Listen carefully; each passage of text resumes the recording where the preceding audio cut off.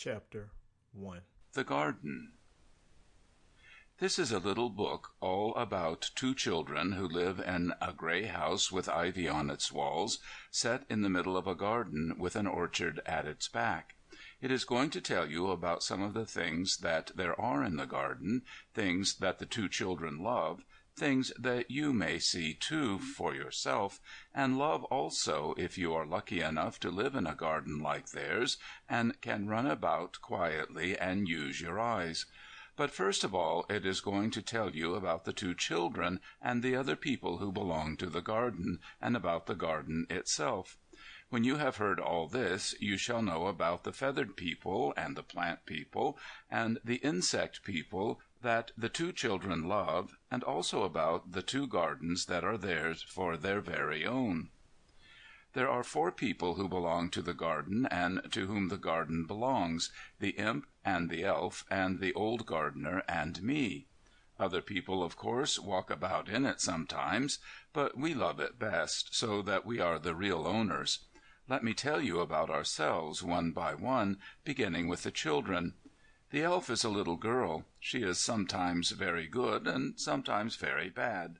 One day she really wants above everything to be good, and the next she thinks it the most delicious thing in all the world to be naughty. In fact, she is very like most other little girls, and I have never known her to do an unkind thing to insects or bird or plant. She loves them all, and they seem to love her in return.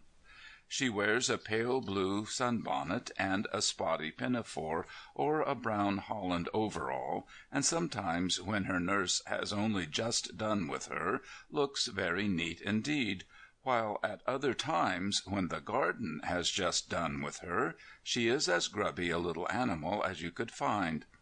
The imp is very like the elf, only that he is a little boy, and wears knickerbockers instead of petticoats, and somehow manages to get even grubbier than his sister.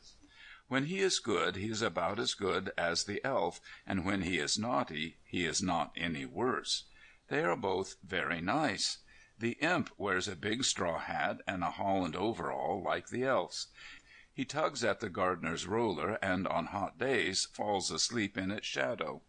He climbs all the trees he can reach, and tumbles into every stream he knows, and discovers more ways of dirtying himself and his clothes than any other boy I have known. Then there is the old gardener. He is very old, older than the trees, the elf says. He is a little bent with the damp in his bones, and he has a fluffy white... Sample complete. Ready to continue?